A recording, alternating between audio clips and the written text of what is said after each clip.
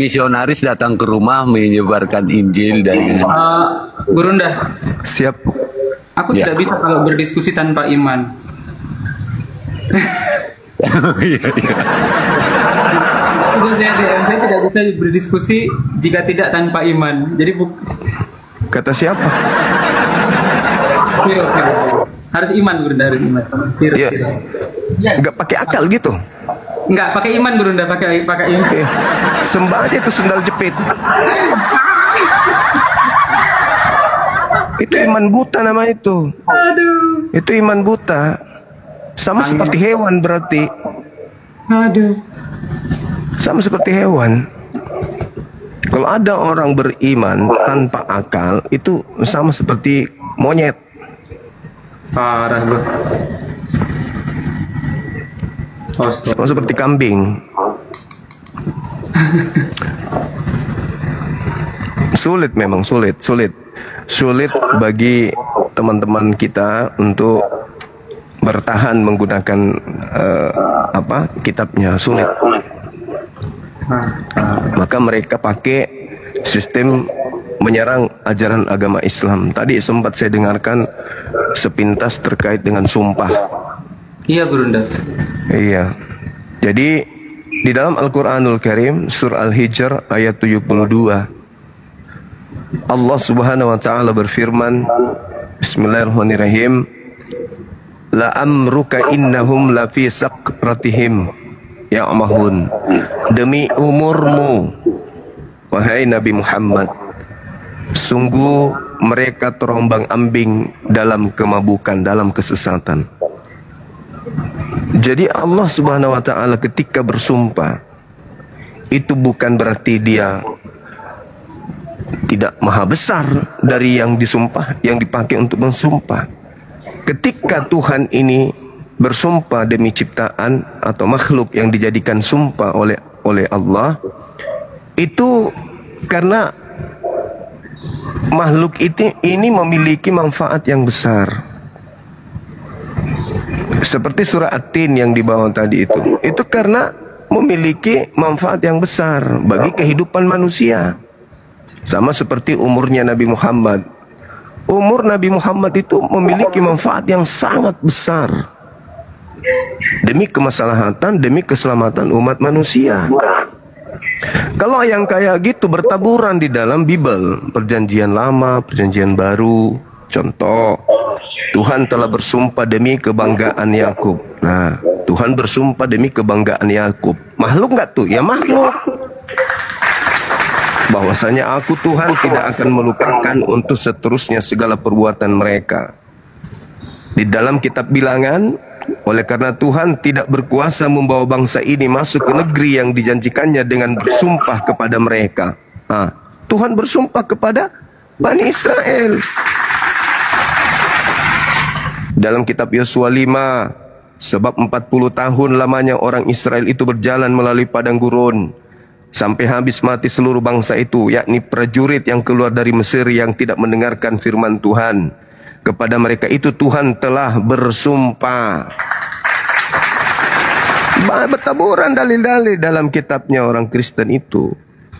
Di perjanjian baru misalnya, di mana itu ya? Ibrani 6 kayaknya. Sebab ketika Tuhan memberikan janjinya kepada Abraham, Tuhan bersumpah demi dirinya sendiri, karena tidak ada orang yang lebih tinggi daripadanya. Nah, betul. Kalau konsep di dalam agama Kristen ternyata sumpah itu harus lebih tinggi daripada apa yang menjadi objek sumpah. Tapi faktanya bertentangan. Sebab itu aku telah bersumpah kepada keluarga Eli bahwa dosa keluarga Eli takkan dihapuskan dengan korban sembelihan atau dengan korban sajian untuk selamanya. 1 Samuel 3:14. Bilangan 14:16. Oleh karena Tuhan tidak berkuasa membawa bangsa ini masuk ke negeri yang dijanjikannya dengan bersumpah kepada mereka. Nah, Tuhan bersumpah atas nama manusia. Ini Mereka ini tidak pernah belajar soalnya tentang Bible. Mereka hanya bisa menyerang. Giliran kita serang balik, ya tidak bisa debat kalau tidak berlandaskan imani saja. Ya kan lucu. Betul, tidak bisa berdebat kalau tidak menggunakan iman, betul. Ya, berdebat sama kucing kalau gitu. Jangan berdebat dengan kami, karena konsep berdebat di Islam itu ya akal, mantik, ilmu, logika. Gimana berdebat tak pakai akal? Ya, apa bedanya dengan anjing? Nah, yang satunya balas. Dibalas lagi satunya. Ya karena nggak pakai akal. Cuma pakai iman, mana berdebat? Nggak cocok berarti berdebat dengan umat Islam. Berdebat dengan pendeta aja kalau gitu. Jangan dengan kami. Ya, berarti dia ditolong tadi dengan rungkatnya Komal. Kalau tidak babak belur dia itu.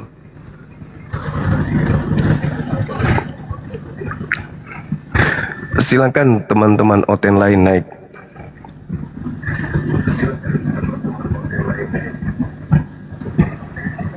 Silakan kawan-kawan Kristen jika Anda naik diskusi dengan baik dengan menggunakan data. Kalau dengan iman, wah bahaya itu. Yang tadi pakai iman soalnya Gurunda sudah saya DM. Pakai iman pula dia. Kasih Yosua 21:44 deh. Nah, ini kau telan ini baik-baik ini. Kitab yang kau curi dari Yahudi, kau telan baik-baik. Bagaimana Tuhan bersumpah kepada nenek moyang. Yosua 21 berapa Gurunda? 44. Oh iya.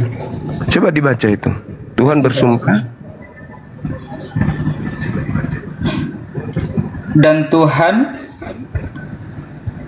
mengaruniakan kepada mereka keamanan ke segala penjuru, tepat seperti yang dijanjikannya, dengan bersumpah kepada nenek moyang mereka, tidak ada dari semua musuhnya yang tahan berdiri menghadapi mereka. Semua musuhnya diserahkan Tuhan kepada mereka. Tuhan bersumpah kepada nenek moyang. Pada nenek moyang Tuhan bersumpah, iya juga ya. Ya.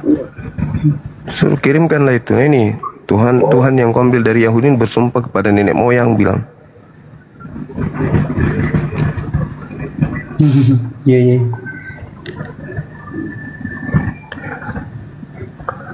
Oke. Memang jarang Oten sekarang ya. Punah sih. Cuman kadang memang ini Gurunda, kalau saya lagi live sendiri, kadang kan saya cuma ngobrol aja Gurunda kan ya. Kadang mereka datang. Kawan-kawan Muslim itu kan nanya gitu kan, terus mereka datang gitu. Nah dihujatnya saya itu, nah kau sudah lepas dari Kristus, kau tuh sesat Jai, kembalilah kau ke Katolik, kembalilah kau ini. Ya intinya begitu. Ya intinya mereka tuh mau kalau saya itu kembali lagi. Kembali nyembah makhluk yang keluar dari kubur gitu. Iya, itu maunya mereka. Jangan mau. Saya nggak mau lah Gurunda. Mana aku mau? Nggak mau lah aku. Ruginya aku udah belajar, udah tahu, aku dikasih akal kok. Saya dikasih akal, saya dikasih hak untuk memilih. Masa saya menuhankan manusia? Monyet aja nggak menuhankan monyet kok. Mana mau saya? Nggak ada sih. Ya itulah. Nggak mau sih. Karena di dalam Bible itu bertaburan data di dalamnya, roh-roh jahat itu selalu identik dengan kuburan. Betul. Iya. Memang gini Gurunda, di dalam agama Islam juga kan Jai kan masih baru 1 tahun kan Gurunda. Yang saya pelajarin kan baru membaca Al-Quran, itu pun sikit-sikit ajanya. Lalu hadis saya belum belajar juga gitu kan. Jadi membaca aja, membaca. Ada hal yang perlu saya kasih tahu juga. Tapi di Islam itu sangat rasional. Justru di Bible itu ketika saya membaca irasional. Dari ketika Jai membaca Al-Quran ya, adem membacanya. Coba dibaca pakai toa pun enak gitu kan, seruan azan pun enak gitu kan. Coba ketika kita baca Yehezkiel, apakah bisa dibaca itu? Kabur orang-orang Gurunda yang ada gitu. Jadi kayak apa ya, kurang nggak masuk akal menurut saya sekarang gitu. Bukan saya menghina agama saya yang lalu, karena mama saya pun masih Oten gitu. Jadi ya itulah yang terjadi. Iya. Jadi ya. Bisa-bisa jadi abu itu. Amsal 7 itu ya kan. Tapi ya itulah. Nah, di sini itu sama saja tadi, Jai. Kamu diajak kembali, berarti kamu sudah waras diajak gila lagi itu. Karena kalau kamu menjadi Kristen, menurut pemahaman kita, itu mereka menggunakan iman. Saya tanya kepada orang-orang Kristen, apakah binatang itu tidak beriman? Beriman. Iya, seekor ternak dilepaskan pagi, dia akan kembali ke dalam kandang. Itu karena apa? Karena dia beriman, si empunya atau si pemilik ternak ini mampu memelihara dan menjaga dia. Tetapi, adakah bedanya kita dengan hewan itu? Kita diberi akal, maka berakal dululah untuk menempatkan keimanan, berpikir dulu. Maka di sini oten-oten imani saja. Mereka memperkuat iman, berdebat dengan iman. Maka mereka masih identik dengan ternak tadi. Tidak ada bedanya. Nah, jadi untuk menjadi Islam atau untuk menjadi manusia, atau ajaran Islam ini memanusiakan manusia atau menjadikan manusia harfiahnya, hakikatnya sesuai sebagai manusia, yaitu berakal. Karena perbedaan makhluk di muka bumi ini yaitu dibedakan, manusia dibedakan dengan akal. Ya, saudara-saudaraku. Oke, betul Paman. Oke. Lanjut Masya Ustaz. Allah. Lanjut Gurunda. Oke. Iya, luar biasa memang ya.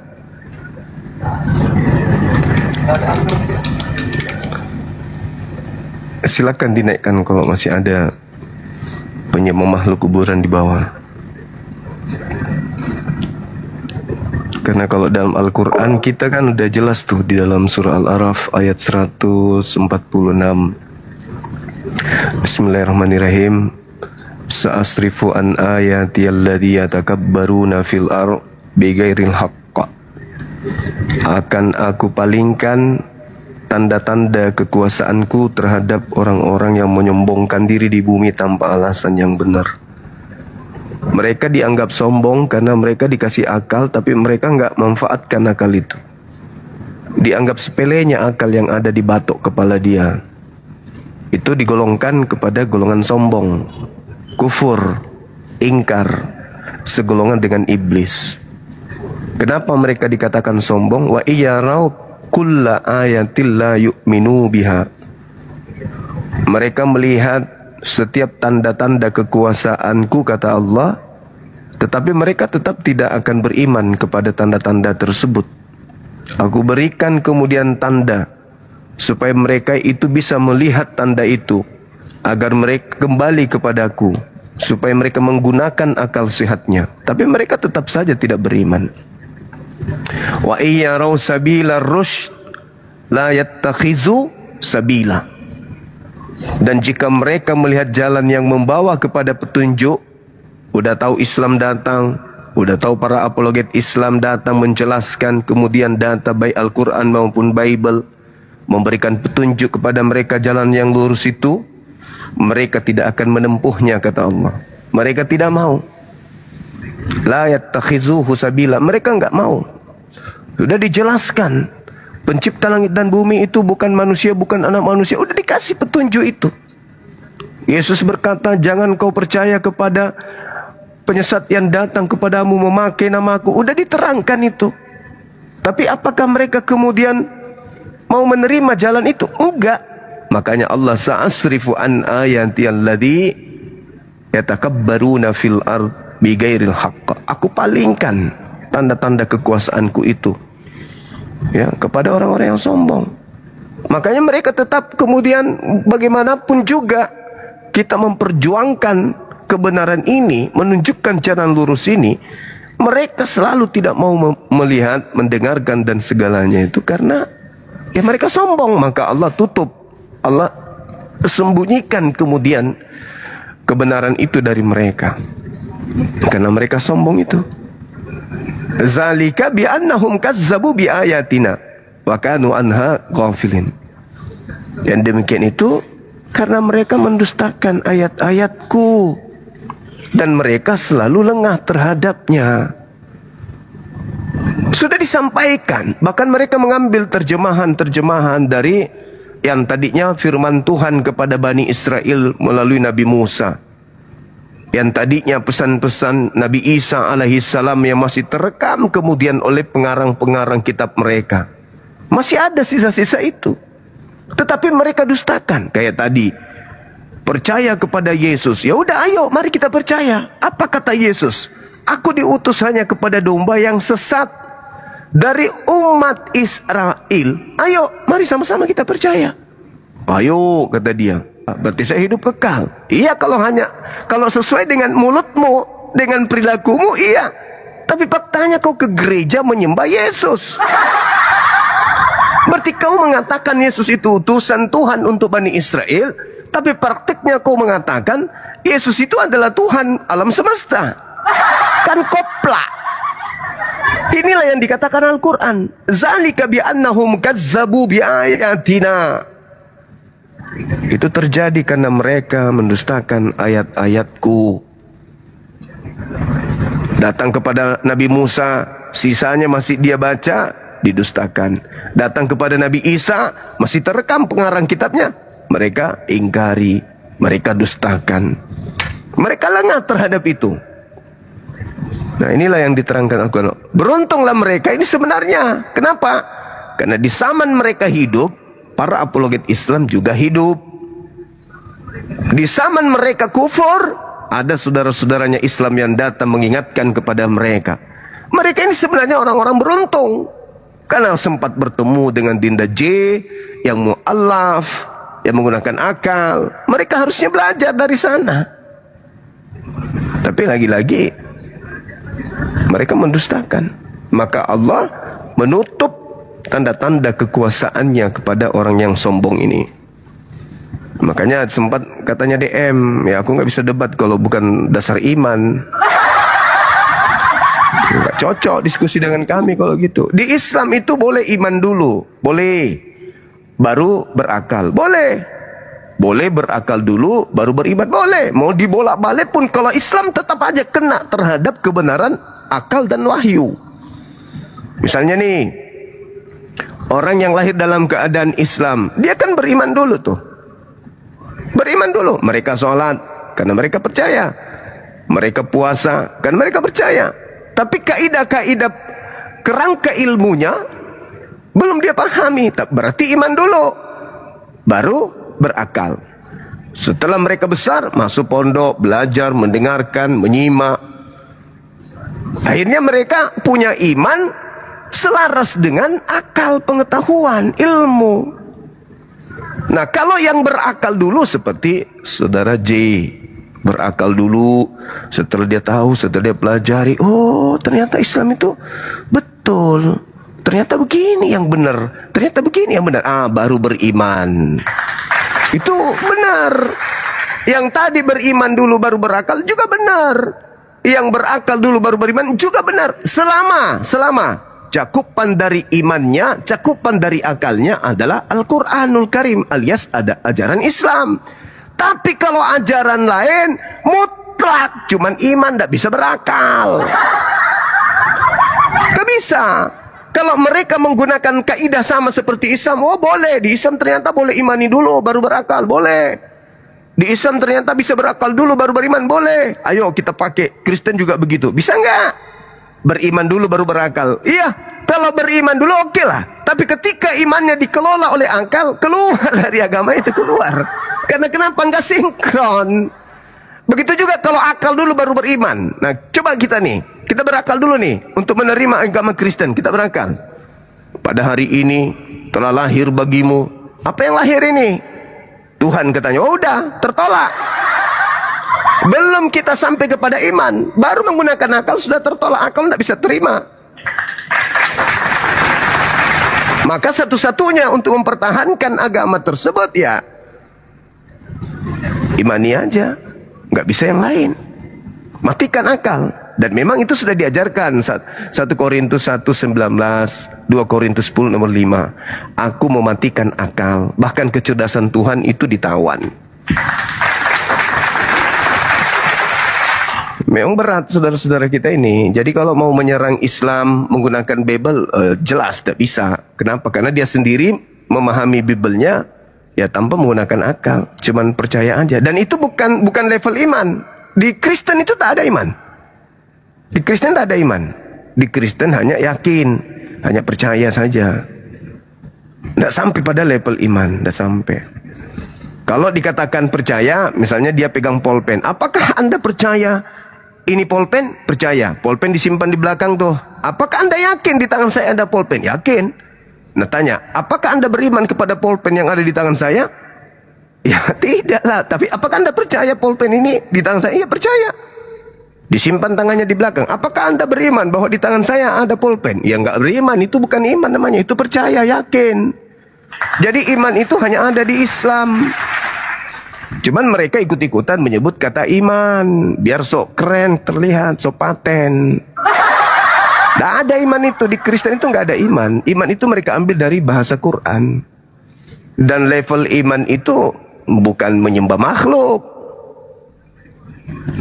Yang disebut iman itu seperti misalnya nih di dalam Al-Quran yang sering kita bahas, Al-Quran surah Fussilat ayat 53. Bismillahirrahmanirrahim. Sanurihim ayatina fil afaq. Nah itu baru iman.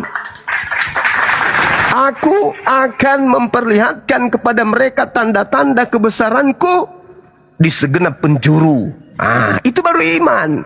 Jadi tidak melihat kemudian ada Tuhan turun, lalu sebelum dia turun jadi manusia, ada dulu wanita hamil, bunting, setelah 9 bulan baru keluar. Oh ini Tuhan. Itu bukan iman itu. Itu percaya. Itu statusnya cuma percaya. Anda percaya ini Tuhan? Percaya. Anda yakin? Yakin. Beriman gak? Oh salah pertanyaannya. Gak sampai kepada level iman. Iman itu hanya umat Islam yang punya. Anda yakin gak? Yakin. Anda percaya? Percaya. Anda beriman gak? Beda. Bukan sampai ke situ pertanyaannya. Jadi kita jangan mau digiring kalau mereka ini orang beriman. Mereka tidak mengenal apa itu iman. Tidak ada. Mereka nggak sampai iman. Sanurihim ayatina fil afaq. Yang disebut beriman itu tidak melihat, tapi meyakini ada. Itu. Jadi percaya, yakin, di atas yakin apa? Iman. Jadi di Kristen itu nggak ada iman, nggak ada. Nggak ada iman di Kristen. Yang ada cuman percaya, level percaya tok. Tapi kalau dibilang beriman itu nggak ada. Makanya yang diseru dalam Al-Quran itu ya ayyuhalladzina amanu, wahai orang-orang yang beriman. Siapa yang beriman ini? Mereka yang kemudian menyembah kepada pencipta langit dan bumi, mentaati pencipta langit dan bumi tanpa harus melihat wujudnya. Innama tunziru man ittaba'a dzikra wa khasyiyar rahmana bil ghaib.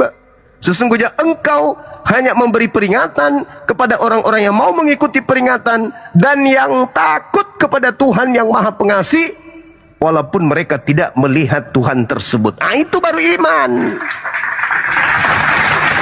Itu baru iman. Ya kalau sudah dipelototin, bayi, diceboin, dimandiin, itu bukan iman. Itu percaya dan yakin.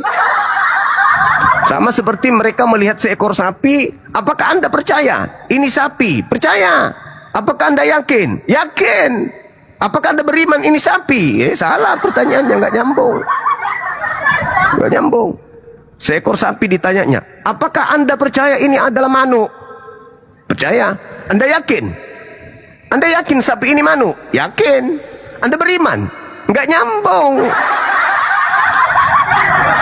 Nggak nyambung. Iman itu harus kebenaran hakiki, mutlak, absolut, hak.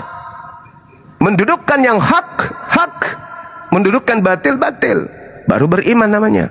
Tapi kalau ada orang melihat sapi dan mengatakan ini adalah kera, aku beriman bahwa sapi ini ada. Itu bukan iman, itu pembohongan.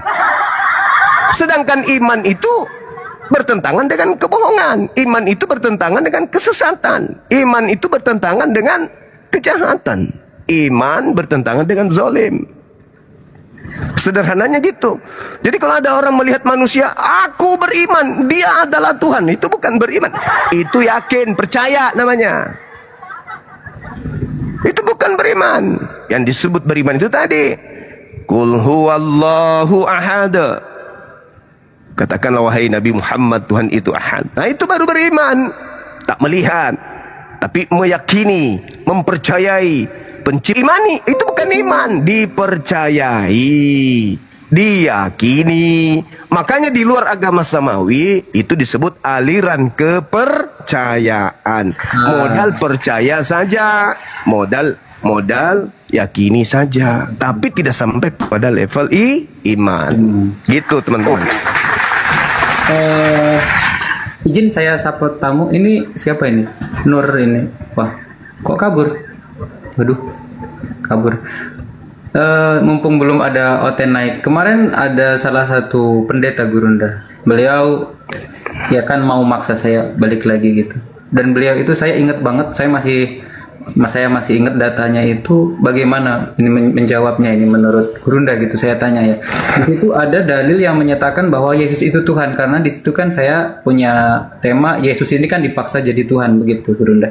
Nah di situ bahwasanya beliau bawa itu Zakaria, kalau nggak salah Zakaria 12 pasal ke-10. Di situ bahwasanya mengungkapkan bahwa Tuhan itu akan ditikam. Nah itu merujuk pada Yesus yang ada di atas kayu salib. Lalu beliau juga bawa Mazmur 16 ke-10. Itu menubuatkan tentang kebangkitan orang kudus. Nah, itu yang dimaksud itu Yesus akan dibiarkan, ya, yang tidak akan dibiarkan di dalam kubur dan yang akan bangkit lagi. Nah, itu bagaimana Gurunda? Lalu ada juga di Mika 5 pasal kedua. Itu ada mengatakan bahwa Tuhan akan lahir di Bethlehem. Ah, gimana Gurunda? Silakan. Biar saya masih ingat itu. Silakan. Itu dibantah ketika Tuhan mengatakan di dalam kitabnya orang Yahudi,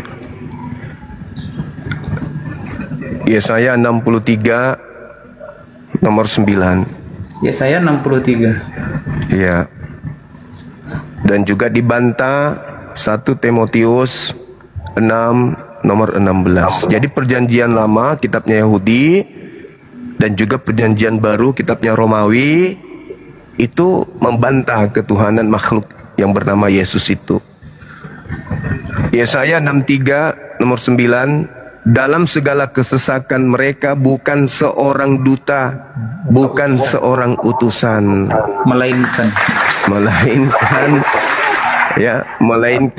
Dia sendirilah yang menyelamatkan mereka. Dialah yang menebus mereka dalam kasih-Nya dan belas kasih-Nya.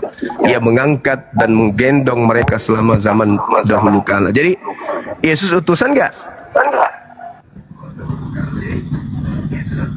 Utusan.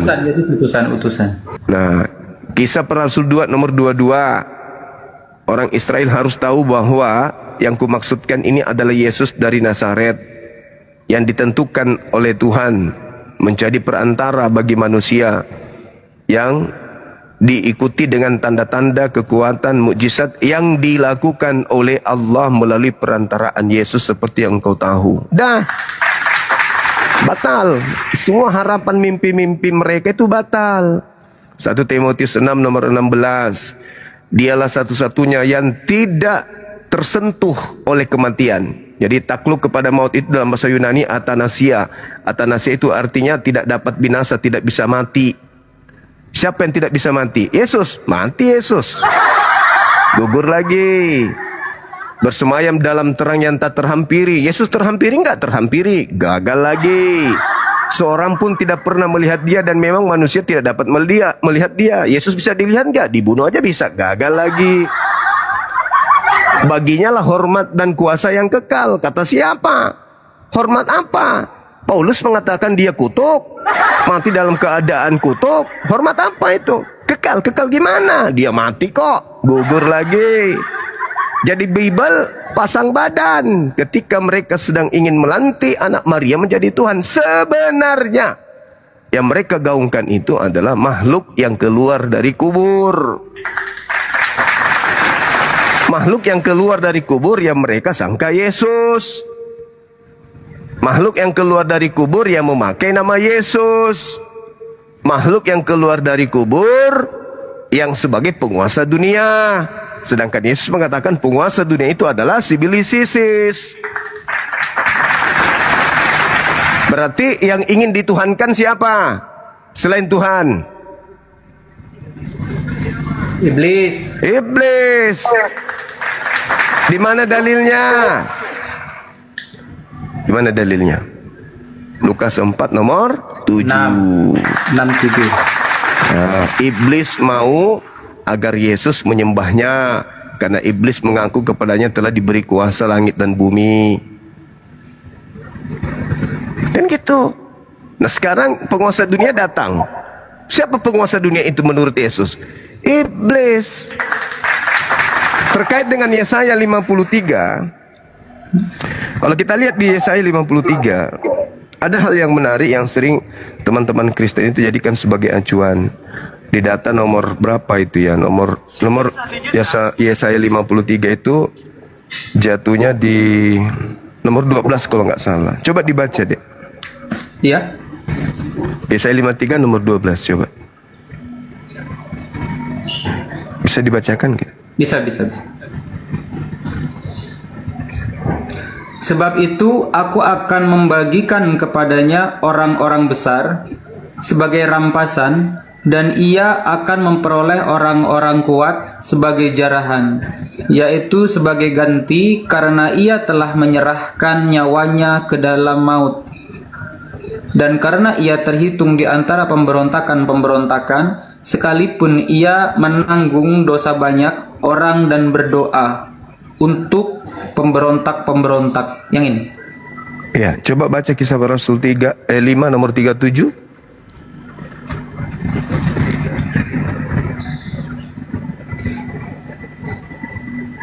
Sesudah dia, pada waktu pendaftaran penduduk, muncullah si Yudas, seorang Galilea.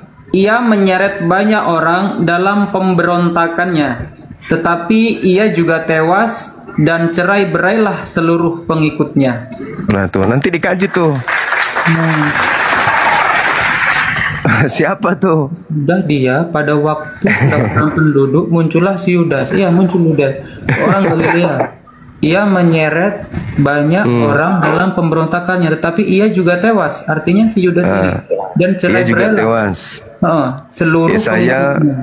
Yesaya 53:12. Sebab itu aku akan membagikan kepadanya orang-orang besar sebagai rampasan, dan ia akan memperoleh orang-orang kuat sebagai jarahan, yaitu sebagai ganti karena ia telah menyerahkan nyawanya ke dalam maut. Sedangkan Yesus itu tidak mati. Tidak mati. Aku tidak akan mati. Coba, ini adik J, saya uji coba dulu belajar pendalaman materinya terhadap Bible, hebat nggak? Coba buka Kisah Para Rasul 4 nomor 11 coba.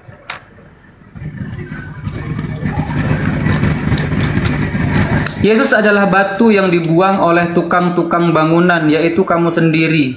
Namun ia telah menjadi batu penjuru. Ini. Oke. Yesus adalah batu penjuru, betul? Betul. Nah, sekarang buka Lukas 24 nomor 44.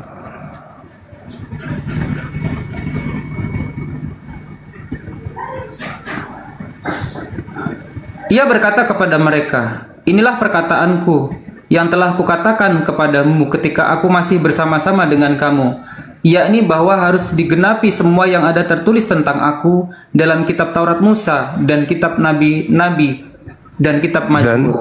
Mazmur harus digenapi yang ada di Mazmur, betul? Betul, kitab Taurat Musa dan juga Mazmur harus tergenapi. Oke, silakan buka Mazmur 118 nomor 22.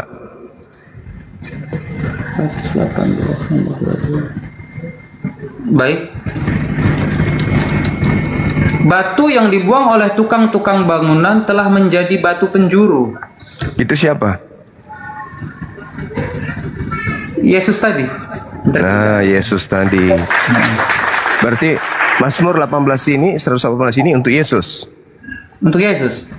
Baca coba nomor 12-nya. Mazmur 118 12 berarti. Iya. Nomor 17-nya dulu. Coba. Oke, baik.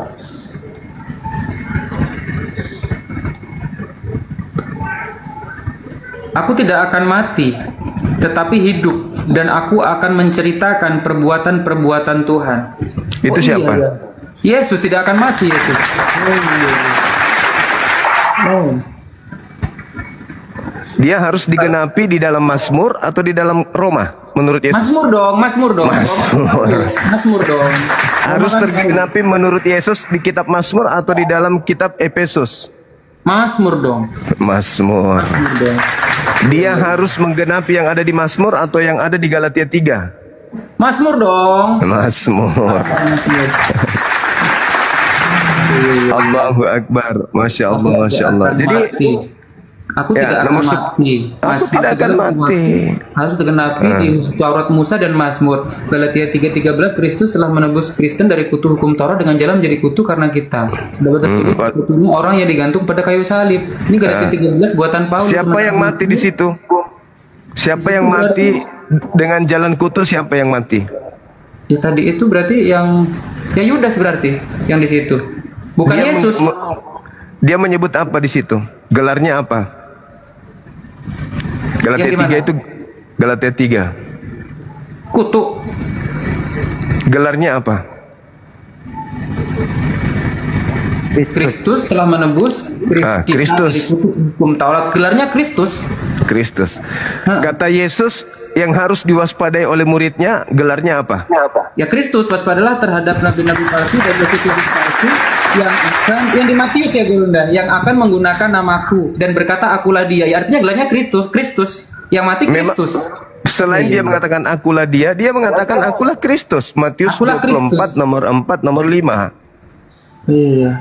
Berarti Jadi yang harus diwaspadai bergelar sallallahu alaihi wasallam atau Kristus. Bukan, bergelar Kristus. Baca nomor 24-nya coba. Dari Matius 24. Oh, iya. Matius 24 nomor 24. Nomor 24. Oh iya. Oh iya. Sebab Mesias palsu ini ya. Oh iya ini. Sebab Mesias palsu dan nabi-nabi palsu akan muncul dan mereka akan mengadakan tanda-tanda yang dahsyat dan mukjizat-mukjizat sehingga sekiranya mungkin mereka menyesatkan orang-orang pilihan juga. Nah, Oh iya. jadi yang harus diwaspadai bergelar, Kristus. yang mati di atas tiang salib dengan jalan kutuk bergelar. Kristus. Udah selesai. Lalu saat Paulus menerima Injil di Galatia 3, 11, 12, Galatia 1:1 ya. Aku menerima Injil bukan dari manusia tapi dari Yesus Kristus. Iya. Gurunda. Iya. Ya kan? Sebab aku Paulus menegaskan kepadamu saudara-saudaraku bahwa Injil yang kuberitakan bukanlah Injil manusia, melainkan dari Yesus Kristus. Tuh. Oke. Sekarang kembali ke data nomor 4. Nomor 5 dari Matius 24. Waspadalah agar kamu jangan disesatkan. Sebab akan banyak orang datang memakai namaku dan berkata akulah Kristus. Pertanyaan saya, banyak orang yang datang mengelilingi Yerusalem, Israel, yang datang memakai nama Yesus Kristus itu apa? Orang mana? Padahal supaya jangan ada orang Kristen. Kristen. Kalau dalilnya di situ, waspadalah agar kamu jangan disesatkan. Sebab banyak orang akan datang memakai nama Nabi Muhammad dan berkata, Muhammad adalah sallallahu alaihi wasallam. Mereka akan menyesatkan banyak orang. Yang harus diwaspadai yang banyak orang ini siapa? Ya Nabi Muhammad karena ada dalilnya begitu. Islam atau Kristen? Kalau namanya yang harus diwaspadai Nabi Muhammad ya Islam yang diwaspadai. Islam. Itu bukan Islam. Saya ulang. Jawab dengan tegas. Iya. Dengarkan. Waspadalah kepada penyesat. Waspadalah agar kamu jangan disesatkan sebab akan datang banyak penyesat dengan memakai nama Nabi Muhammad dan berkata, akulah sallallahu alaihi wasallam. Mereka akan menyesatkan banyak orang. Ya. Mereka yang banyak menyesatkan orang memakai nama Nabi Muhammad ini, itu agamanya apa? Islam. Jadi yang harus diwaspadai Yahudi adalah agama Islam. Kalau di situ namaku dan bergelar Kristus, maka orang banyak ini siapa? Kristen. Jadi yang harus diwaspadai siapa? Kristen. Subhanallah. Jadi orang Yahudi harus waspada ke Islam atau waspada ke Kristen? Ke Kristen dong. Jadi yang diludahi selama ini Islam atau Kristen? Kristen dong. Ya udah. Maka orang yang mu'alaf, orang waras atau orang gila? Orang yang sembuh dari gila. Ah, itu dia. Orang yang murtad, orang yang waras ke gila atau orang gila ke waras?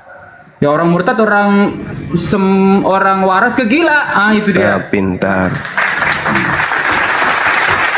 Lagian kalau saya Gurunda masuk lagi ke Kristen, tidak akan saya jadi pengikut Kristus. Sebab kenapa? Sesuai dengan nubuatan Paulus bahwasannya barang siapa yang menyunatkan dirimu, maka Yesus Kristus tidak berguna bagimu. Ngapain juga aku kembali ke sana? Nggak mungkin Gurunda. Iya betul. Dan kalau Anda bukan Bani Israel, ngaku-ngaku Israel rohani, disebut apa di dalam kitab Wahyu? Anjir. Jemaat apa? Coba Jemaat Wahyu 3 nomor Jemaat iblis. Mau disebut jemaat iblis? Mau? Nggak mau lah. Masa jemaat iblis nggak mau lah aku. Iya. Makanya aku nggak jadi Kristen lagi Gurunda gitu kan. Nggak mau lagi. Iya. Waras. Kan? Berarti jadi kalau ada orang yang meninggalkan agama lama masuk Islam, namanya orang orang waras. Sama seperti yang ada di dalam Markus 5, ada orang kerasukan setan yang dari kuburan, ketika melihat Yesus, menyembah Yesus. Begitu iblisnya sudah keluar dari dirinya, tidak lagi nyembah Yesus. Markus 5 nomor 1 sampai nomor 20 itu ceritanya itu lengkap di situ. Betul. Ada orang kerasukan setan. Ada tamu Gurunda. Penjual sayur lontong ini. Iya. Ya Bang Dongkin. Bang Dongkin lagi. Maaf Gurunda, saya tanya izin satu sebelum ke Bang Dongkin. Boleh. Lalu yang jadi begini kan, si Paulus itu kan bilang, jadilah pengikutku sebagaimana juga menjadi pengikut Kristus. Itu bagaimana? Sementara orang-orang Kristen ini ternyata mengikuti Paulus. Apakah betul seperti itu atau bagaimana itu? Iya, coba lihat di Filipi 3. Filipi 3. Iya. Buka satu perikop. Ketika dia menjadi pengikut Kristus, apa yang terjadi dengan diri Paulus ini? Baik. Ya, saya baca. Baik. Saya yang baca. Ya. Karena kitalah orang-orang bersunat yang beribadah oleh Roh Tuhan dan berbengah dalam Kristus Yesus dan tidak menaruh percaya pada hal-hal lahiriah. Tidak percaya kepada hal-hal lahiriah. Itu satu. Ya, sedangkan orang-orang Yahudi melalui Nabi Musa alaihissalam, mereka percaya kepada aturan-aturan yang bersifat lahiriah. Betul? Betul. Jangan makan ini, jangan minum ini, sunatkan dirimu, bla bla bla. Sekalipun aku juga ada alasan untuk menaruh percaya pada hal-hal lahiriah. Jika ada orang lain menyangka dalam menaruh percaya pada hal-hal lahiriah, aku lebih lagi. Disunat pada hari ke-8 dari bangsa Israel, dari suku Benyamin, orang Ibrani asli. Tentang pendirian terhadap hukum Torah, aku orang Farisi. Tentang kegiatan aku menganiaya jemaat, tentang kebenaran dalam mentaati hukum Taurat, dan seterusnya, aku tidak bercacat. Tetapi, dengarkan, tetapi apa yang dahulu merupakan keuntungan bagiku, sekarang kuanggap rugi karena Kristus. Jadi memang Kristus ini merusak, sangat-sangat merusak moral, sangat merusak ajaran para nabi. Tetapi apa yang dahulu merupakan keuntungan bagiku, maksudnya hukum Torah. Dulunya hukum Torah itu adalah keuntungan. Sekarang hukum Taurat itu kuanggap rugi karena Kristus. Malahan segala sesuatu kuanggap rugi karena pengenalan akan Kristus Yesus Tuhanku lebih mulia daripada semuanya. Oleh karena dialah si Kristus ini, aku telah melepaskan semuanya itu, hukum Torah maksudnya, dan menganggapnya tinja, supaya aku memperoleh Kristus. Jadi Paulus yang tadinya adalah orang benar, tadinya adalah ahli Taurat, begitu bertemu dengan makhluk yang keluar dari kubur ini, yang bergelar Kristus ini, yang harus dijauhi oleh orang-orang Yahudi, Paulus seketika menjadi sangat-sangat luar biasa, ya, kesesatannya. Sesat lagi menyesatkan. Bayangkan aja, Yesus berkata di dalam Matius 5 nomor 19, barang siapa yang tidak meniadakan hukum Taurat, meskipun yang paling terkecil, lalu mengajarkan kepada orang lain, maka dia akan menempati tempat tertinggi di dalam kerajaan langit. Yesus loh. Berarti hukum Taurat itu sangat bermanfaat. Kata Yesus, barang siapa yang tidak meniadakan, meskipun yang paling terkecil, dan mengajarkan kepada orang lain untuk tidak meniadakan, meskipun yang paling terkecil, maka dia akan menempati tempat tertinggi di dalam kerajaan langit alias surga tertinggi. Gila nggak tuh? Tapi apa kata Paulus ketika bertemu dengan makhluk yang keluar dari kuburan? Yang tadinya ku anggap keuntungan bagiku, sekarang ku anggap rugi karena aku bertemu dengan si Kristus itu. Malahan segala sesuatu ku anggap rugi saat ini, karena pengenalan akan Kristus Yesus Tuhanku lebih mulia dari semuanya. Karena dialah aku telah melepaskan semuanya itu dan menganggapnya tinjak, kotoran, sampah, supaya aku memperoleh Kristus. Nah ini Paulus aja ahli kitab bertemu dengan makhluk itu jadi gila. Hukum Tuhan dianggap tai. Hukum Tuhan dianggap skubalon, sampah, tinjak. Ini bahayanya. Jangan mau mengalami nasib naas seperti Paulus, teman-teman. Jangan mau. Jadi kalau ada orang-orang yang datang di sekeliling kita menjual yang namanya Kristus itu, tolak. Tolak mentah-mentah. Jangan mau jadi gila seperti Paulus itu. Jangan. Jangan mau. Cukuplah Paulus aja dengan dengan konco-konconya yang mengalami hal itu. Karena Yesus mengatakan kepada Yahudi, waspadalah kepada penyesat yang datang kepada kalian dengan memakai namaku dan berkata akulah Kristus. Mereka akan menyesatkan banyak orang. Nah tadi Dinda J sudah menyimpulkan, orang banyak yang memakai nama Yesus pergi ke seluruh dunia itu ya satu-satunya kandidat ya aliteng. Maka kita harus menghindari mereka. Hindari sehindari mungkin, sejauh mungkin. Jangan izinkan mereka berbicara mengenai agama kalau kalian tidak bisa membantah mereka. Kalau bicara bisnis silakan. Tapi kalau ketika dia menawarkan sudah mulai masuk, Tuhan satu-satunya adalah yang keluar dari kubur menebus dosa kita, bahkan jangan kau percaya. Siram air panas kalau datang. Siram. Izinkan dia pergi. Jangan di sini. Kau jual agamamu di sana, di planet Pluto sana. Jangan kau bawa agamamu sini. Tak ada yang mau menyembah makhluk dari kuburan itu. Gitu ya teman-teman. Silakan. Siap. Ya izin kawan-kawan sambil dikencangkan tap-tap layarnya ya biar sampai kepada Paulus. Oke, Bang Dongkin silakan. Bang Dongkin. Dibuka mute-nya. Ya.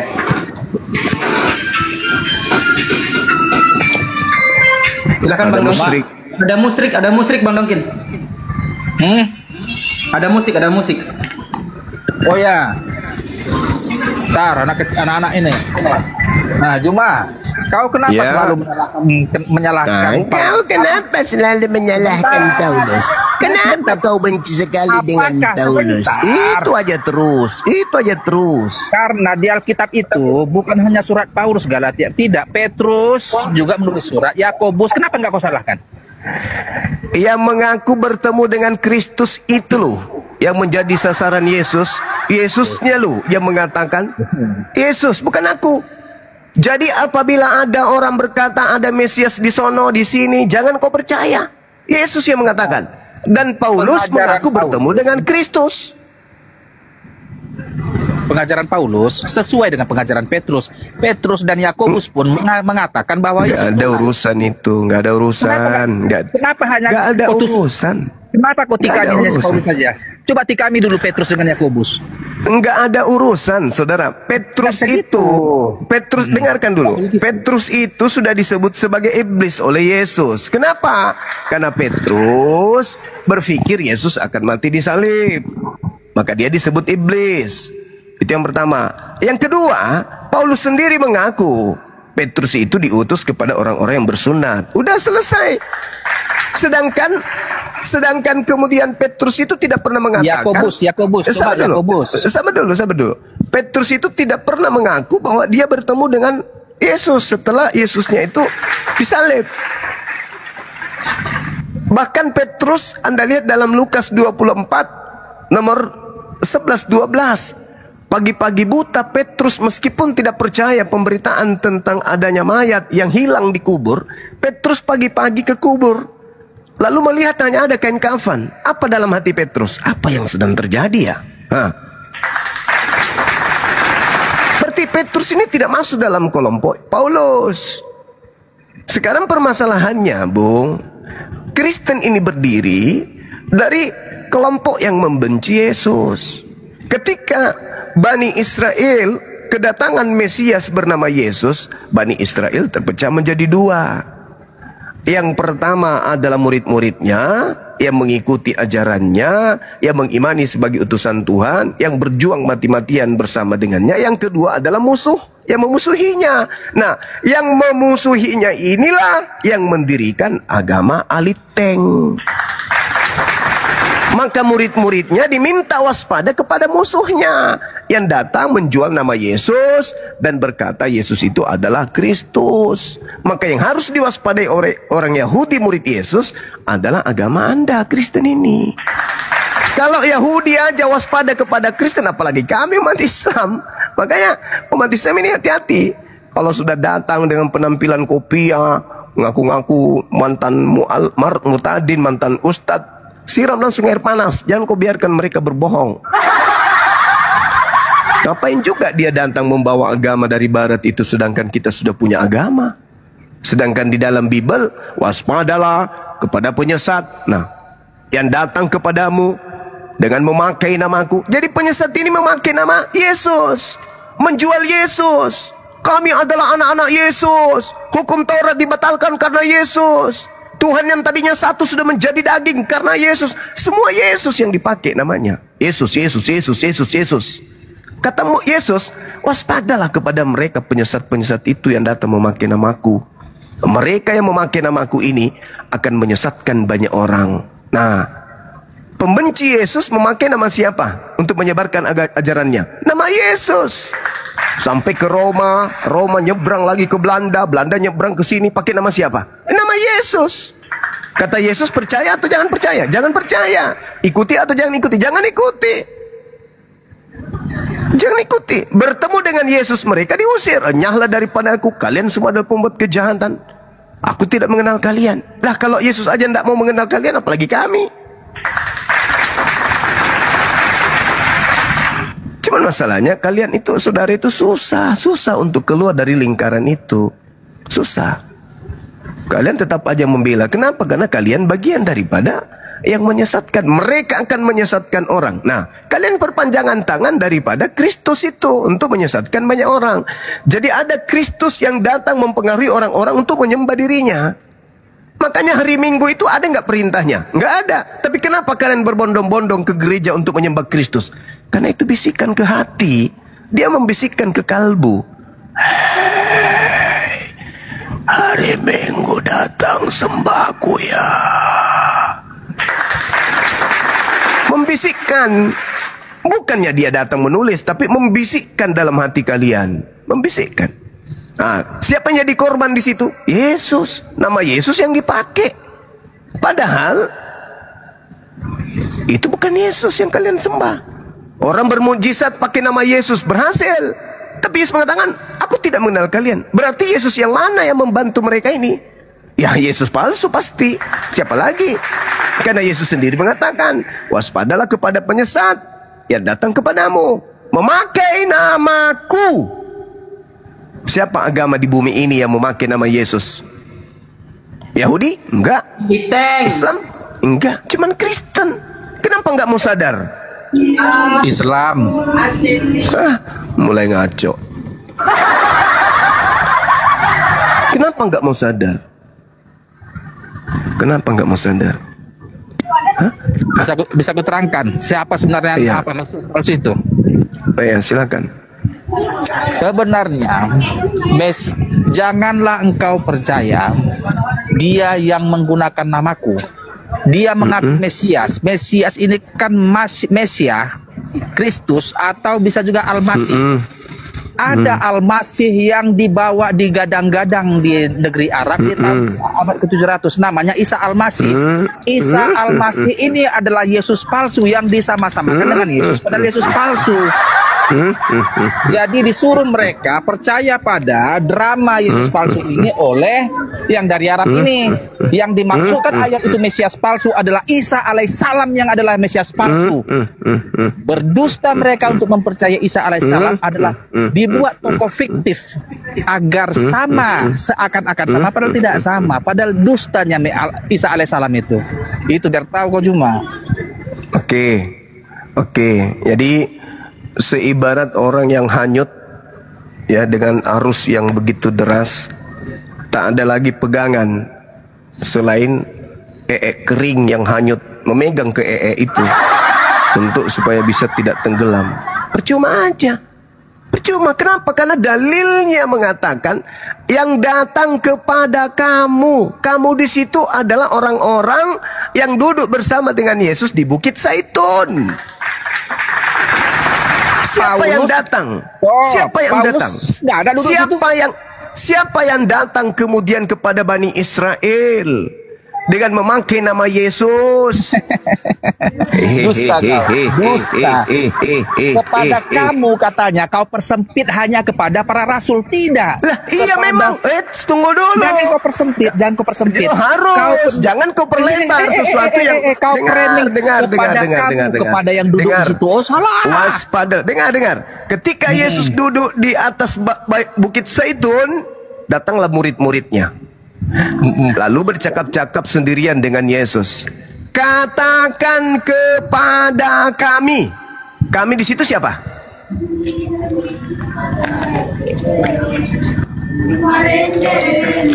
Kepada siapa? Kepada Kami, para murid-murid. Masuk nggak Kristen di situ?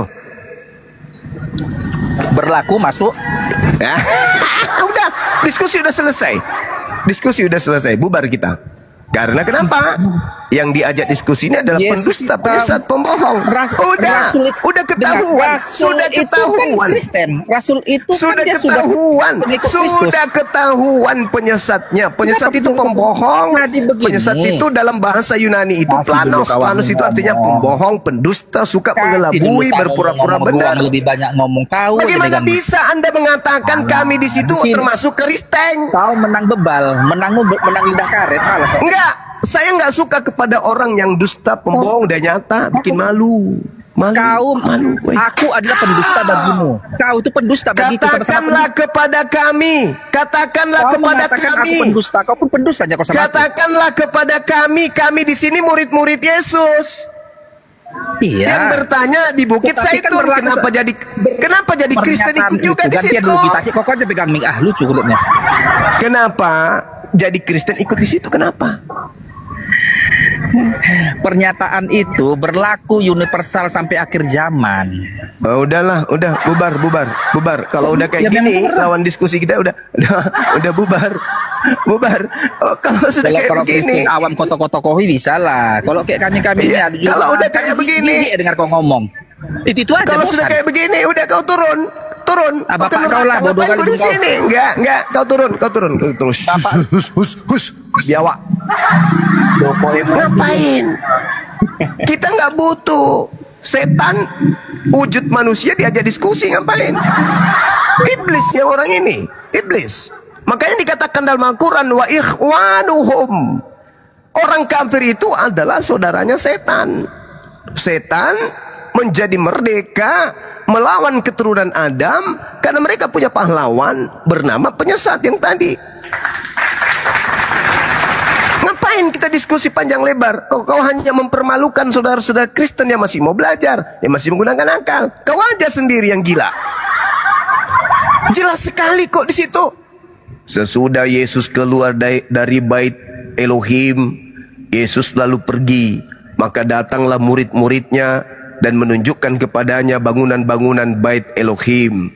Ia berkata kepada murid-muridnya, kepada mereka, kamu melihat semua itu? Aku berkata kepadamu, sesungguhnya tidak satu pun di sini akan dibiarkan terletak di atas batu lain. Semuanya akan diruntuhkan. Kamu di situ muridnya, Bani Israel. Lalu murid ini datang ketika Yesus duduk di Bukit Zaitun. Murid datang, berarti 12 orang. Datang mereka, bercakap-cakap secara pribadi kepada mereka. Katakan kepada kami, bila manakah itu akan terjadi? Katakan kepada kami. Si penyesat tadi, iblis tadi, anak iblis ini mengatakan kami di situ Kristen juga. Ini kalau di ruang kelas, kalau dalam ruang kelas nih, ya, saya ngajar, ada murid saya kayak gitu, kusuruh naik ke depan di papan tulis. Habis itu aku lepaskan sepatu, tampar mulutnya pakai sepatu. Karena kenapa? Dia tidak gila, tapi maksa gila. Dia waras, tapi mau dianggap gila. Dia manusia, tapi pengen kali dianggap monyet. Dia manusia keturunan Adam, pengen kali disebut setan. Suruh naik, kau naik sini. Ini tadi menurutmu, katakanlah kepada kami di sini maksudnya siapa? Ya, termasuk kita juga, Pak. Ku lepaskan sepatu, ku tampar, ketepak. Pulang. Jangan lagi datang sekolah. Orang bodoh, bahlul. Katakanlah kepada kami, bila manakah itu akan terjadi, dan apakah tanda kedatanganmu? Jawab Yesus kepada mereka, waspadalah supaya jangan ada orang yang menyesatkan kamu. Kamu kok ke Kristen juga? Dompalak betul-betul. Benar-benarlah orang-orang ini, ya. Inilah kecerobohan mereka dalam meyakini sebuah agama yang tidak berdasar kepada pijakan yang jelas. Sehingga ya selalu nyamar aja terus. Yesus berkata, waspadalah kepada nabi palsu yang datang kepadamu, nyamar seperti domba, padahal mereka adalah serigala buas. Nah, nyamar dia. Siapa yang dimaksud kata kamu di situ dan kata kami? Kami juga Kristen loh. Ingin rasanya ku cabein mulutnya. Itu teman-teman, ya, sekedar untuk menguatkan kita. Jangan mau percaya kalau ada orang yang datang, pengikut agama yang dianut penjajah, datang dari rumah ke rumah, membawa berita untuk menyembah kepada makhluk yang keluar dari kubur yang bergelar Kristus. Jangan mau. Kata Yesus, waspadalah kepada penyesat yang datang kepada kalian, memakai namaku dan berkata, akulah Mesias, akulah Kristus. Jadi kalau ada penjual Mesias, penjual Kristus datang di lorong-lorong, usir ya. Iya, usir ya. Betul sekali. Nah, usir, bagus. Bagus. Alhamdulillah. Lanjut. Aku didatangin oleh 2 orang misionaris dari Saksi Jehovah. Dia berusaha menginjili mama saya, ibu saya, karena dia lihat, ya. Tetapi pas aku terbangun karena semalam aku live, aku memakai pakaian apologet Islam Indonesia. Aku tunjukkan, aku perkenalkan diri aku. Pak, bisa baca nggak? Ini lambang apa, Pak? Nah, Pak Pendeta Panjaitan itu tadi sama Naibaho. Ini apologet Islam Indonesia, aku bilang. Aku memiliki kaidah keilmuan 5 kitab, aku bilang. Ya, jadi, tolong kalau memang aku senang Anda datang, aku bilang. Tapi toba, jelaskan sama saya itu Yesus itu siapa? Maka dia jelaskan, Yesus itu anak Allah. Termasuk bumi ini juga anak Allah. Yang berasal daripada Allah adalah anak Allah. Oke, apa bedanya dengan Yesus? Apa keistimewaan Yesus? Kalau dia juga anak Allah. Dia tidak mampu jawab. Maka bahkan mengalihkan pembicaraan. Apa bedanya? Kenapa ada sekte lain, denom lain mempertuhankan Yesus? menjadikan Yesus ini istimewa atau diceritakan sebagai Tuhan yang menjelma menjadi manusia, atau diceritakan di Maria bisa melahirkan Tuhan penciptanya. Waras nggak ini ajaran ini, gue bilang. Allah Akbar. Jadi Anda datang kemari, apakah Anda sudah tahu hukum menyebarkan agama kepada orang yang sudah beragama? Nah, di sini kata-kata mereka.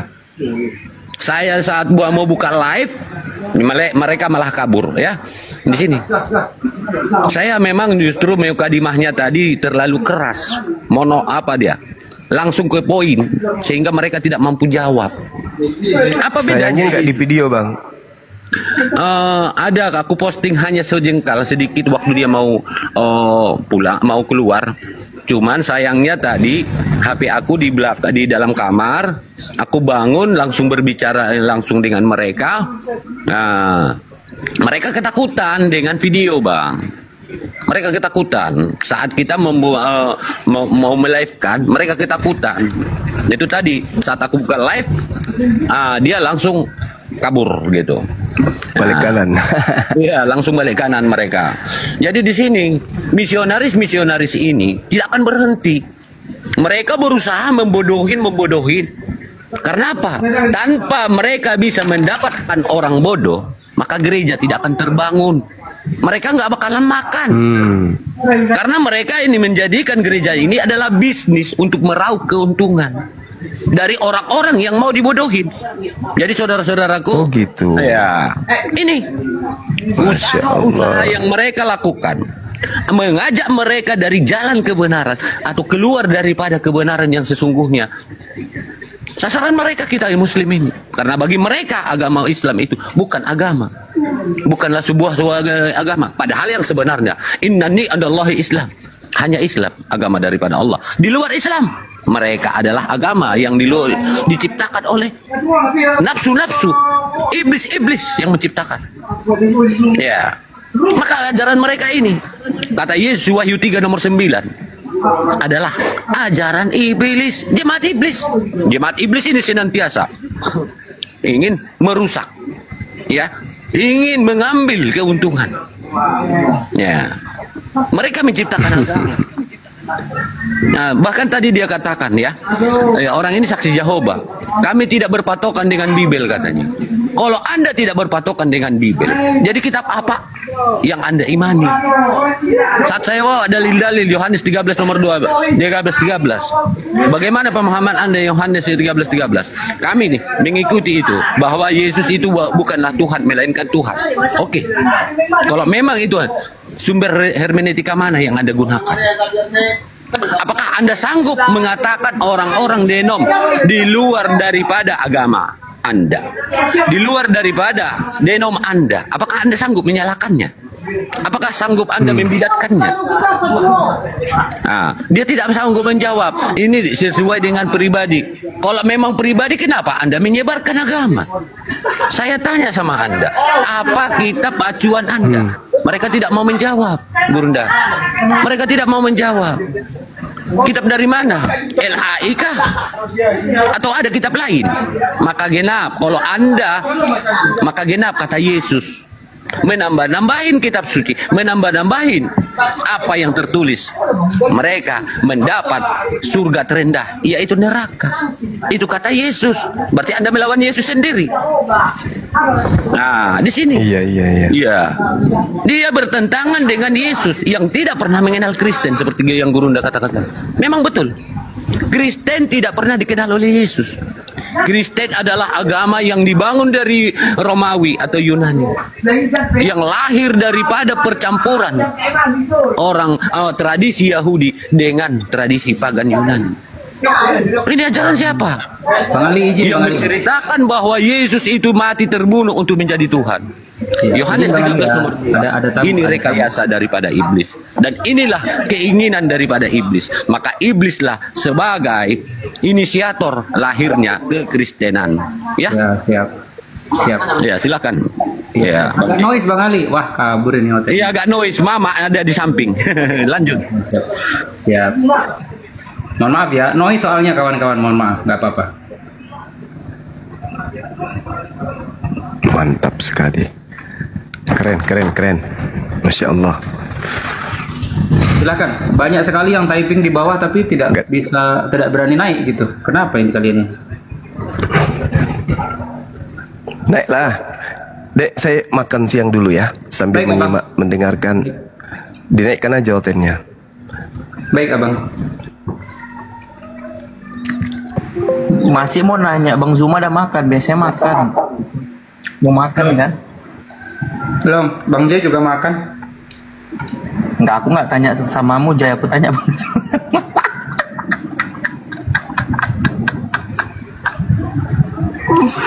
Ada nggak Agak mungkin noise ya, yang mana? memang maklum lah. Jadi kita tempat ramai ya. Jadi gitu tadi. Iya, Abang J. Ini usaha-usaha yang mereka gunakan. Ya, mereka dengan datang ke rumah dari rumah ke rumah untuk menyebarkan berita mereka, menyebarkan ajaran mereka. Sampai tadi saya mengutip kepada mereka, apakah Anda tahu konsekuensi daripada Anda datang ke rumah-rumah untuk menyebarkan agama Anda? Anda sedang berlawanan dengan hukum loh. Ya, bahwa menyebarkan agama, memberitakan agama kepada orang yang sudah beragama, Anda kena hukum. Anda menyalahi hukum. Mereka dari situ mereka tidak mau. Saya live tadi. Nah, Halo. ya, Ayo, silakan, apa Don King. Kayak mana ceritanya, kawan? Ya, gimana? Ada yang menyebarkan kekristenan samamu? Iya, betul. Oke. Sebenarnya di Lukas 10 dasarnya itu ya, di Lukas 10 ayat 1 sampai 24 itu tentang ada 70 murid yang diutus itu. Iya, Maknanya siapa-siapa itu, Bang? Ada nggak si Lukas di situ, Bang? sabar dulu. Kalau di ayat itu Ada nggak si Lukas, Bang, dia yang 72 orang itu, Bang? Dulu. Bukankah aku masih berbicara Saya menjelaskan? tanya dulu, Bang, sumbernya kan biar jelas, Bang. Izinkanlah tamumu berbicara. Kau langsung potong. Mengapa kau ketar-ketir? Tenang aja, santai aja. Nanti kau Enggak, saya tanya, Bang. Iya, kan aku masih Ada berbicara. Lukas di situ, Bang? Adakah Paulus di situ, Bang? Sabar dulu, biarkan aku dulu berbicara. Iya, makanya sebelum Anda menjabarkan, saya tanya sumbernya dulu, Bang. Nah, tunggu dulu. Nanti kalau kau bicara, aku tanya kau ya. Oke, aku jawab. Nanti kalau jangan Aku kau tanyakan sumbernya, Bang. sebentar dulu. Ada nggak di dalam 72 itu ada Lukas dan Betapa Paulus? tidak enaknya ketika orang belum selesai bernarasi langsung kau tanya-tanya. Nggak enak gitu. Ada nggak, Bang? Nggak sopan. Nanti ku tanya lagi, kok pas lagi kau ngomong ku tanya-tanya kan nggak enak. Iya, tolonglah saja aja, Bang. Kan sumber Anda tadi mengatakan Lukas. Ada waktunya bertanya. Sumber Anda tadi kan mengatakan Lukas. Maka saya bertanya, apakah Yesus mengenal Jadi Lukas? kau apologet beginilah kalau apologet bukan. Kau nampaklah Yesus mengenal Lukas? Sebentar dulu. Nanti aku jawab pun itu. Kenapa? Kenapa Anda tidak mau jawab? Saya tanya. Karena selesai Jangan dulu. arahkan saya bertanya dong, kan gitu. Tunggu dulu, kan kau bilang ada orang mengajak-ngajak kau jadi Kristen. Aku menerangkan dasar mereka mengajakmu itu. Dari siapa? Nah, kan jadi nanya kau, jadi juru tanyanya kau. Iya, iyalah. Dasar mereka mengajarkan itu dari sekarang mana? Gini kawan, aku nggak akan lagi menjelaskan. Kau nanya aja lah, khusus kau nanya. Biar benar kayak gitu aja lah. Iya. Tadi kamu mengatakan Lukas. Adakah Yesus mengenal Lukas? Enggak, kau hanya bertanya aja. Aku nakis-nakis aja nih, ha. Tanya lagi. Adakah Yesus mengenal Lukas? Tidak. Siapa itu si Lukas? Lukas itu yang ada tertulis itu rasul yang menuliskan ayat Alkitab. Rasul. Siapa yang mengangkat dia jadi rasul? Kalau setahuku itu dia itu muridnya daripada Petrus. Siapa yang mengangkat Lukas menjadi rasul? Enggak ada tertulis spesifik. Adakah Petrus mengangkat Lukas menjadi rasul? Enggak. Setahuku enggak ada spesifik di Alkitab. Tanya lagi. Ya, tidak ada. Kenapa diimani perkataannya? Kenapa rupanya kalau di mana? Apa ruginya samamu? Itulah yang menyebabkan Matius 15 nomor 7 sampai 9. Di mana dikatakan jemaat orang-orang yang mengimani suatu ajaran daripada manusia.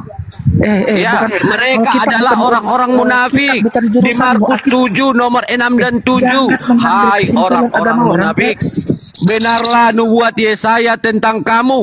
Bangsa ini memuliakan aku dengan bibirnya, Bukan tetapi jurusanmu, bukan hatinya jurusanmu. menjauh daripadaku. Nggak boleh. Percuma mereka beribadah Jangan Al-Quranmu, kepadaku jangan Alkitab. jika yang bukan mereka Alkitab. ikutkan adalah perintah dan ajaran Enggak, manusia. malu kau menerangkan menyimpulkan kitab orang. Enggak boleh. Enggak boleh kau Tidak. simpulkan. Jadi kemana kamu tadi Nggak nggak bisa boleh. jawab? Tadi Kalau kamu agama mengatakan Islam, dia murid kenapa kau Petrus, siapa simpul-simpulkan yang dengan mengangkat kitab jadi orang? rasul? Kamu nggak bisa jawab. Nah, coba. Tanya lagi. Biar Siapa yang mengangkat Paul Lukas menjadi rasul? Kamu nggak bisa jawab. Tanya lagi. Iya, kamu beriman daripada karena perkataan kemampuanmu cuma manusia. tanya aja. Apologet Maka kalau kamu pakai kata Yesus mana orang aja. munafik. Enggak ada. Coba lihat nih Kamu betapa orang berusahanya. munafik loh di sini. Lihatlah betapa berusahanya apologet ini merusak Iya, kitab maka orang. kami berusaha membantah doktrin-doktrin pengajaran dari kamu Para yang netizen. menyebar dari rumah ke Lihatlah rumah. betapa kotornya otak apologet. Yang kotor itu yang datang, yang kotor Lihatlah ingin betapa dia mengotori orang yang menyimpulkan sudah kitab berada orang di dalam yang dengan tidak kesucian. bertanggung jawab. Lihat ini Ya. apa dasarmu menyimpulkan kitab orang? Kau ambil kesimpulan yang Dasar kau paham. kamu juga apa? Aku Kristen. Dasarnya kamu tadi mengatakan kamu Lihatlah dari betapa Lukas, dia Lukas apologet mengatakan yang tak rasul. Jumat, Dasar kamu guru, mengatakan dan semua Lukas itu kawan rasul, yang siapa tak yang malu. mengangkat? Bagaimana Saya mungkin kau tanya simpulkan loh. kitab orang? Siapa yang mengangkat Lukas menjadi rasul? Siapa Urusan yang mengangkat atau memberikan validasi Lukas itu menuliskan Bible? Validasi apa? Untuk apa validasi? Siapa Nggak perlu. memvalidasi Nggak perlu, apa nggak yang perlu dikatakan oleh Lukas itu sebagai firman Tuhan? Nggak perlu divalidasi. Nggak ada perlu siapa-siapa. Nggak perlu Iya, validasi. kalau nggak ada berarti kamu orang munafik kata Yesus. Kok jadi munafik? Mengimani pengajaran daripada ajaran dan perintah manusia. Untuk apa kok jadi kesimpulan? Gitu kamu. Kenapa kau simpulkan kitab orang? Jelaskan. Kamu keteter dengan pertanyaan saya. Apologet bodoh. Kenapa kau simpulkan kitab Kenapa orang? kamu menyerang pribadi? Justru kebodohan itulah yang diajarkan, yang Tunggu dulu, berusaha minum diajarkan dulu, oleh kau udah orang-orang serak-serak Kristen, suaramu. Tunggu, tenang di dulu, kau. mana manusia yang merupakan ciptaan Tuhan, tapi mampu melahirkan Betapa bodohnya, pencipta. bongaknya apologet ini. Bohong kalilah kamu mengimani Tuhan yang lahir dari selangkangan manusia. Jadi kau yang menerang-terangkan Dongki, kitab orang. Menceritakan Tuhan lahir itu ajaran pembodohan. Iya. Oke, silakan Bang J, silakan. Ya. Selamat sore Kak Esi.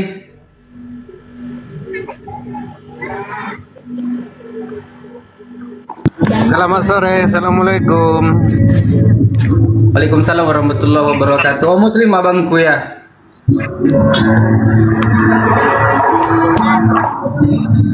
Ya Bang, Muslim Bang ya. Ya. Oke, assalamualaikum warahmatullahi wabarakatuh.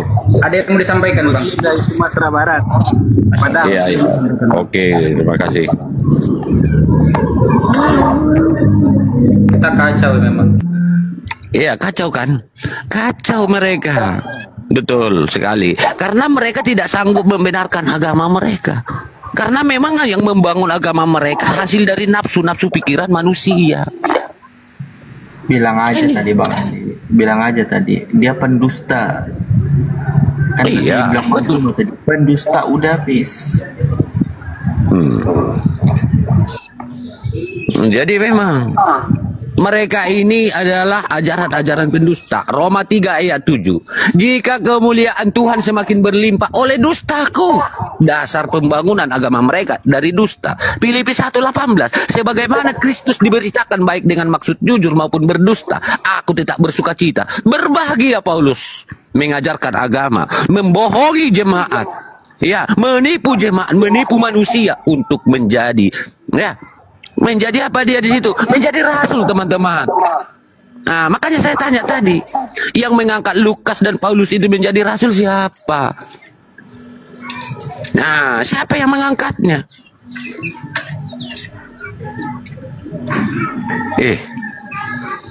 Naik kau Don King, naik. Kenapa kau turun? Naik. Kau jangan menghujat. Aku berbicara dengan data. Berdata saya bicara. Ajaran kamu ajaran dusta yang mengajarkan manusia bisa melahirkan pencipta. Itu sama saja. Kamu memaksakan manusia harus meyakini ada manusia bisa menciptakan mesin, tapi mesin bisa memproduksi manusia. Ini ajarannya. Bohong itu. Itu sama saja kamu mengimani ada manusia bisa melahirkan anjing. Ini ajaran pembodohan. Ya. Jadi jelas ya. Ya. Jelas. Ajaran kamu itu ajaran kebohongan. Berusaha membodohi manusia. Dengan dusta dan kebohongan. Karena memang rasulmu itu, yang kamu anggap rasul itu, memang si pendusta. Bahkan di dalam 1 Korintus 9:20, dia mengaku sebagai orang Yahudi padahal sesungguhnya bukan orang Yahudi. Maka Yesus mengenal mereka, jemaat-jemaat dari nabi palsu ini, sebagai jemaat iblis. Wahyu 2 nomor 9. Wahyu 3 nomor 9. Lihatlah beberapa dari jemaat iblis ini yang mereka senantiasa mengaku orang Yahudi, mengambil kitab-kitab orang Yahudi lalu menjadikan definisi di dalam agamanya untuk membenarkan agamanya.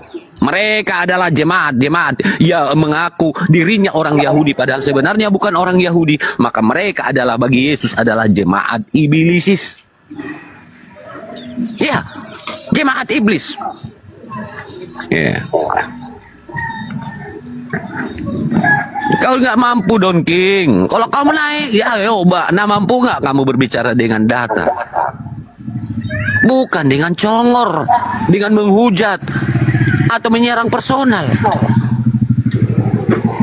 Bang Ali, skip Bang Ali ya. Tamu yang lain aja Bang Ali. Ada tamu ya. Izin saya sapa dulu ya. Bang Kato. Silakan. Bang Kato. Assalamualaikum, Mas.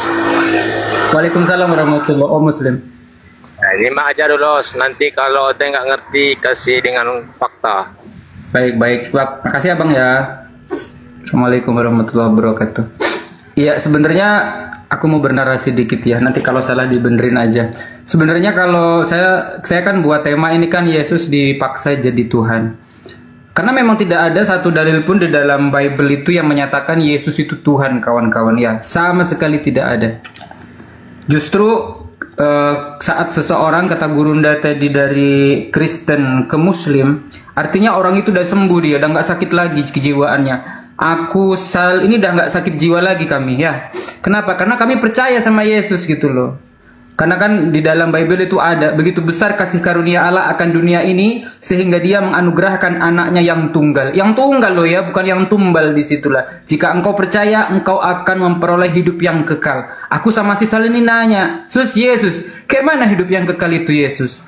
Jai, hidup yang kekal itu, Sal, hidup yang kekal itu mengenal satu-satunya Allah yang benar dan Yesus Kristus yang telah engkau utus. Artinya di situ Yesus Kristus ini hanyalah sebagai utusan. Maka orang Muslim ternyata kulihat tadi Muslim itu sebenarnya Yesus atau yang di Muslim itu bilangnya Nabi Isa, benarkah hanya untuk bagi Bani Israel? Ternyata benar. Makanya dalam Al-Quran itu ya Bani Israel, hai orang-orang Israel, hai orang-orang Israel. Tapi kalau baginda Muhammad Rasulullah SAW ternyata ya ayuhan nas gitu ya Saleh ya ayuhan nas gitu ya, hai umat manusia gitu ya. Ternyata berkesesuaian dengan apa? Dengan yang dikatakan Yesus itu sendiri, kawan-kawan, di mana aku hanya diutus bagi domba-domba tersesat, bagi Bani Israel saja. Makanya tadi guru kami minta di mana dalilnya bahwasannya Yesus untuk litubayyina linnas, untuk seluruh umat manusia. Di mana? Kalau kau mau tahu dalilnya ada di mana, kau bukan Bani Israel, tapi engkau mengaku kau itu bagi Bani Israel, ternyata ada di Galatia 3, 25, 26, 27, 28 sampai 29. Jika engkau dibaptis dalam nama Yesus Kristus, tidak ada lagi Yahudi, tidak ada lagi Romawi, tidak ada laki-laki, tidak ada perempuan, semua satu padu. Tapi kan yang membuat Galatia ini siapa? Nabimu itu siapa itu? Rasulmu itu siapa itu? Paulusnya itu. Begitu. Makanya kalau bukan Bani Israel ya tidak ada keselamatan di sana. Nah, makanya aku tidak jadi mengikuti Yesus. Lagian kalaupun aku mengikuti Yesus hanya untuk bagi Bani Israel. Kita bukan bagi Bani Israel, kita bukan Bani Israel gitu loh.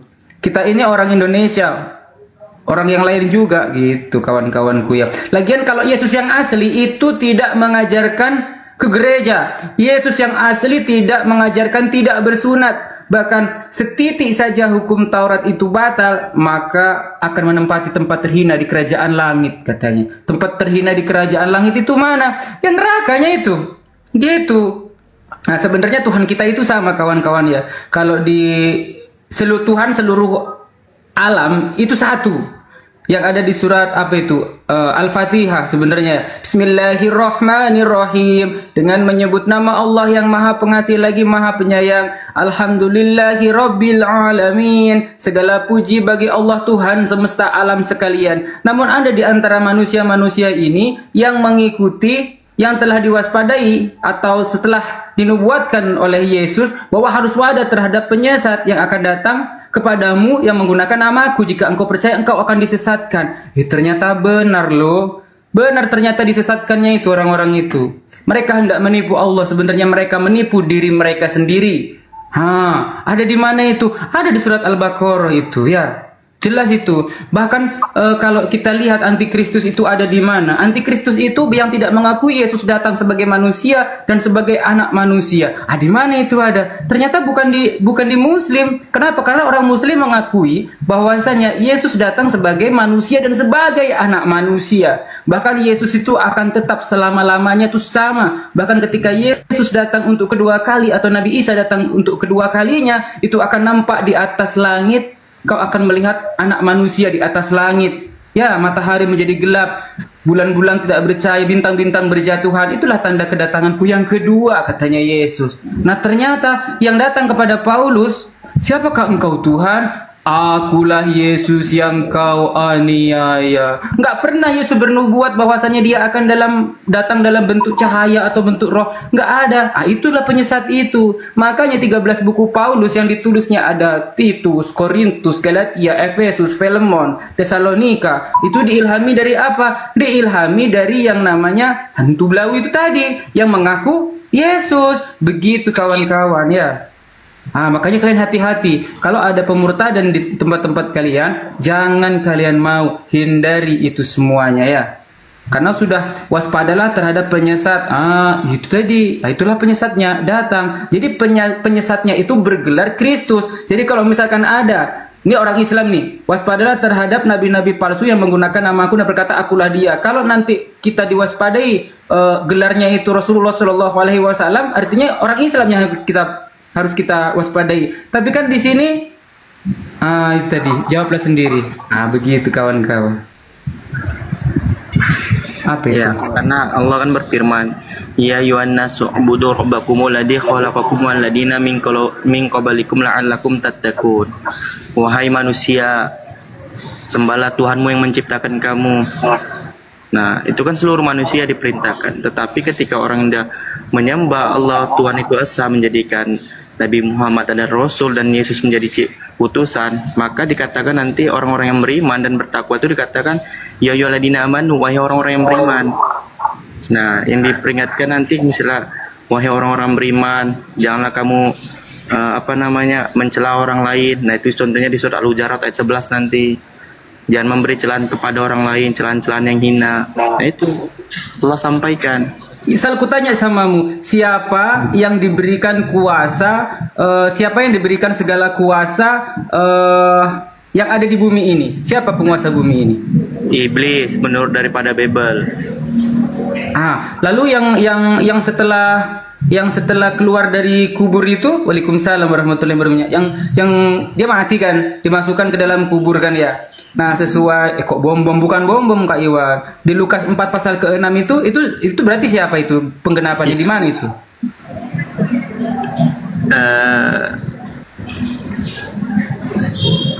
Kan kata iblis kan kayak gini kan di Lukas 4 pasal ke-6 kan ya. Kata iblis kepadanya kayak gini kan, segala kuasa itu serta kemuliaannya akan kuberikan kepadamu, sebab semuanya itu telah diserahkan kepadaku dan aku memberikannya kepada siapa saja yang kuhendaki. Kayak gitu kan. Itu loh Sal yang Yesusnya bilang, "Nyalah kau iblis, sembahlah Tuhan Allahmu saja." Itu loh. Nah, ternyata kan iblis ini menunggu waktu yang tepat tuh. Waktu yang tepat ini Sal ternyata adalah saat ada makhluk yang keluar dari kubur itu Sal. Siapa itu? Sibilis. Apa itu? Siapa itu? Sibilis. Sibilis.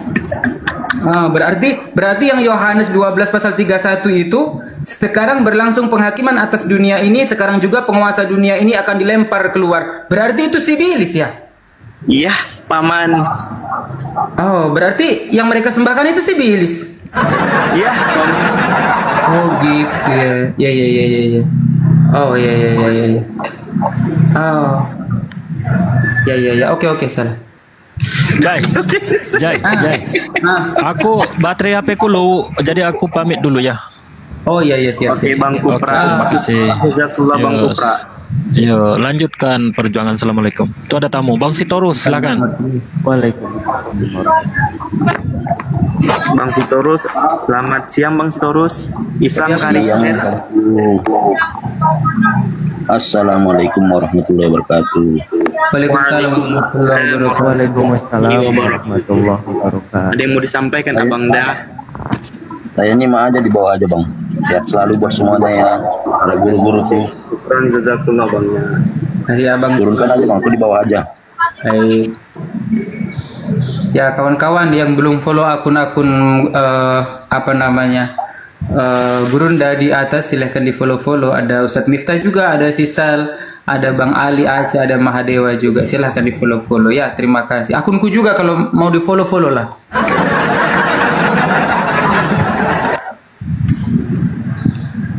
Nggak bisa Bang. Kenapa nggak bisa? Apanya yang nggak bisa ini? Ya Gurunda lagi istirahat kawan-kawan ya. Tunggu sebentar ya. Makasih yang sudah follow. Makanya di 17:3 kan Bang Jai dikatakan kan, inilah hidup yang kekal itu bahwasanya mereka mengenal Engkau satu-satunya Allah yang benar dan mengenal Aku Yesus Kristus yang Engkau utuskan, kan begitu kan. Nah, utusan sama mengutus itu sama enggak? Nah, mereka sering mengkaitkan kan, mengatakan sama, paling tidak bahwasannya di Yohanes 13:16 sesungguhnya seorang ya, ingat kalimatnya ya, seorang hamba tidaklah lebih tinggi daripada tuannya ataupun utusan daripada mengutus. Makanya kalimat di Yohanes 5:37 dikatakan, Bapa yang mengutus aku dalam bersaksi tentang aku. Nah, itu udah mutlak loh.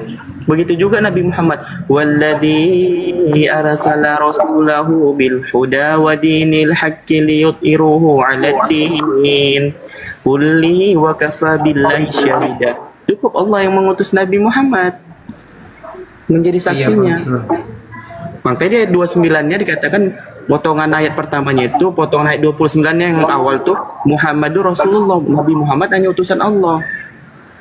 Begitu. Sederhana kok. Lagian kalau yang di Islam itu jelas, kalau yang namanya terkutuk itu Sibilis, iblis yang terkutuk di Islam itu ya, di agama Muslim itu. Iblis kawan-kawan, bukan Tuhan. Bukan Tuhan yang terkutuk, itu iblis. A'udzubillahi minasyaitonir rajim. Aku berlindung kepada Allah dari godaan syaitan yang terkutuk. Coba kalau misalkan orang Islam itu ke Kristen-Kristenan. Coba.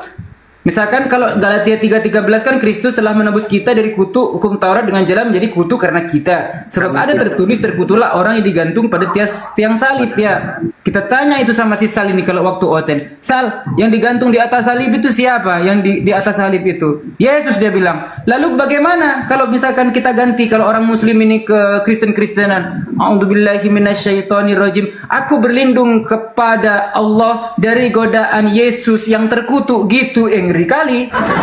Makanya kalau di Muslim itu nggak kayak gitu, nggak ke Kristen-Kristenan. Enggak, lagian Bang Jai, ya. Nah, aku kan dari Kristen ya. Nah, aku dulu meyakinkan bahwasannya dia itu adalah orang-orang yang benar-benar terkutuk dulu kan. Ingat nggak? Bahwasannya keimanan kita, keimanan dulu ataupun orang-orang Kristen menyatakan bahwasannya dia memang dia terhinakan katanya. Itu wow banget nggak itu penghinaan yang sangat mutlak. Iya, padahal tidak ada salah.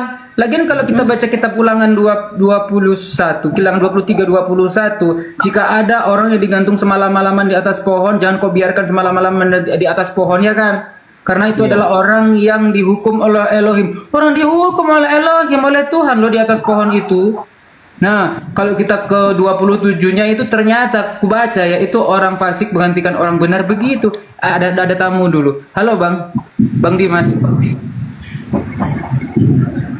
Bang Dimas. Ngarang. Halo? Iya ngarang, sering ngadu ngarang. Perempuan Jai. Ngarang. Oh perempuan. Ini perempuan atau laki-laki? Sorry salah nanti. Ada namanya kan ngarang. Itu namanya dibawa ngarang. Apa Dimas? Ngarang ya. Pasal kau memang tukang ngarang.